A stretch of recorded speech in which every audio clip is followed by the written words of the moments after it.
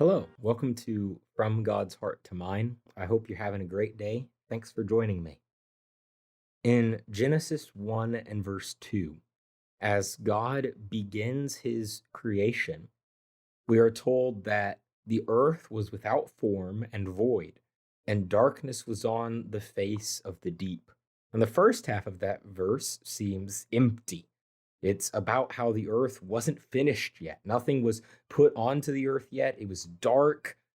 But the second half of the verse says this, and the Spirit of God was hovering over the face of the waters. Now, I don't know what all that means for God's Spirit to be hovering over the face of the waters. Other translations say God's Spirit moved on the face of the waters. And I don't know what all that means, but I do know it means this. It means that God has been present in his creation from the very beginning. There are some worldviews in our day and in history which adopt what is called a deist perspective.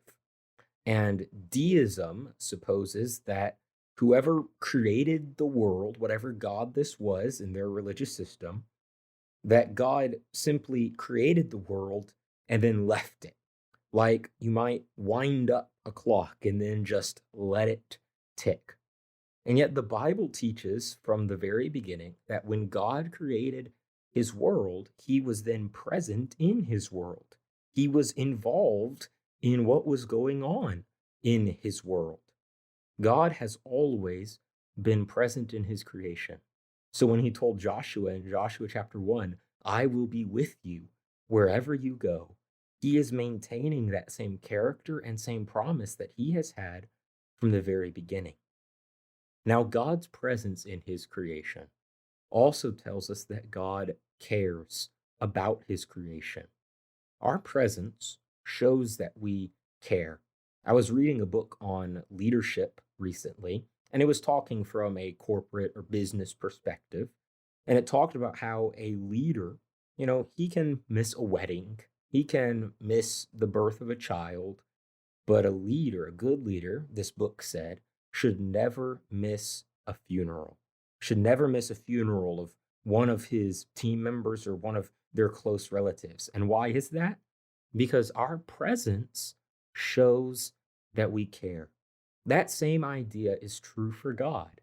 His presence in his creation shows that he cares. He didn't just leave it to work out whatever would happen and whatever problems arose. Oh, well. God has always been present and working in his creation. In Luke 12, verses 6 and 7, Jesus spoke of 5 sparrows which are sold for 2 copper coins, and not one of them, Jesus says, is forgotten before God.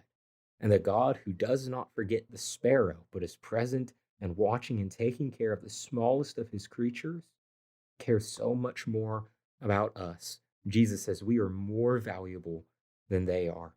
And so God cares. 1 Peter 5 or 7 says, casting all your care upon him, for he cares for you.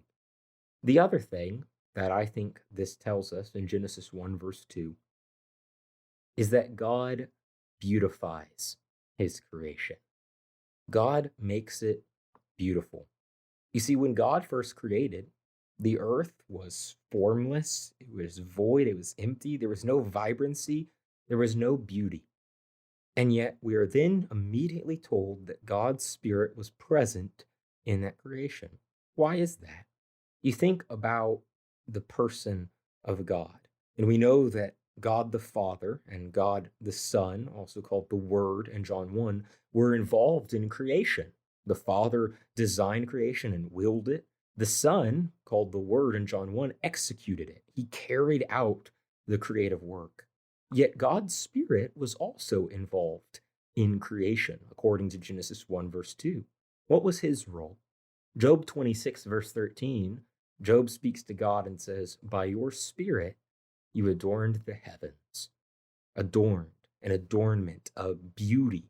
Think of in terms of jewelry. So God's Spirit entered the creation and made it beautiful. He finished it. He carried on the work so that the creation was not just good, but beautiful. And I think that every time we look at the world around us, especially the heavens, which declare God's glory, according to Psalm 19:1, we are seeing the beautiful work of God's Spirit. God has always been present in his creation because he cares about it, he cares for its good, and he wants it to be beautiful.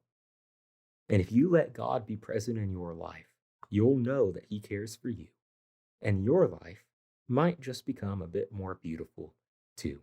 Thanks for listening today to From God's Heart to Mine. I'm Caleb Griffith. You can reach out to me on any platform, and I would love to include you in my prayers today.